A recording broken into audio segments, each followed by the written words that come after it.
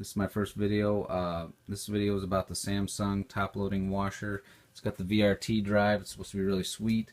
The model number is WA422PRHDWR/AA. And this thing was a great machine until it broke down finally, and it's turned into a piece of garbage. It keeps going off on an unbalanced sensor. It gives me an unbalanced error or DC error, and it stops every load, or did until about a day or so ago when I kind of fixed it.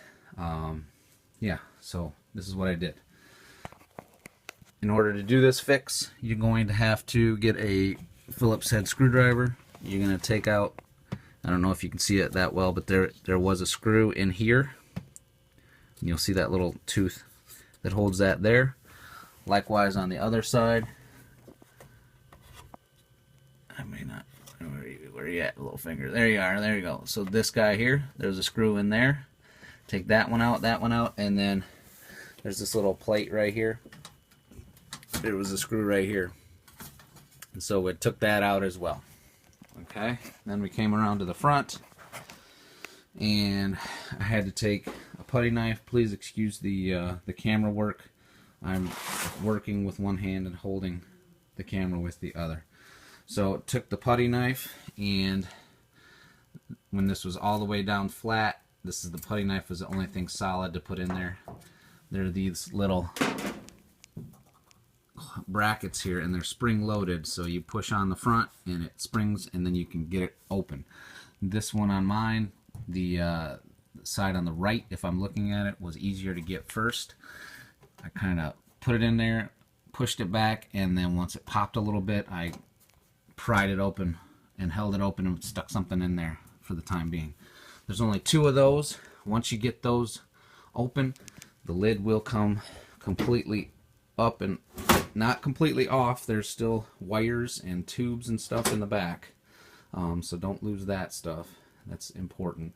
But you can lift it up. I would imagine if you need it, get help. I'm going to put the camera down just for a moment so I don't lose my lid.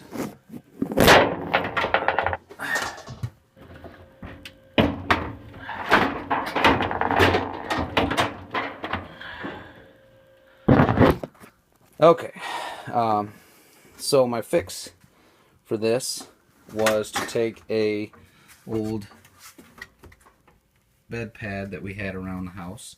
Don't hardly ever use it. Certainly not a dirty one, but it's memory foam. And here's what I got. So I took the memory foam pad and I just cut it with a pair of scissors. I cut out some pieces that were wide enough to fit down in. We'll pull one of these out and show you what I did. And I just literally just slid it in. I didn't need to secure it. Each one of these corners has a rod. Try and get you some light down in there. Has a rod, this rod right here. Okay, that holds it, suspends it right there. There's four of those. There's one in each corner, and there's a lot of gap between the rod and the basket. It gets tighter once you get down to the bottom, but it's a lot looser up here. So the factory padding is really thin. It's this gray stuff that you see here. It's only about a ½ inch thick. It feels like it's a memory foam as well, but it just didn't do a good job. So I put a little piece there, duct taped it on. Duct tape for everything. And then for these four corners, I took a big enough piece that it was deep enough to go most of the way down, if not all the way down to the bottom of this rod. But I doubled it over so that it was thicker, and I just shoved it down in. So it's actually relatively easy. Now there is a grease or something on these rods, and it's really sticky stuff. So it's more unpleasant than anything else, but it doesn't kill you or anything like that. So you're just gonna shove and work it down in there.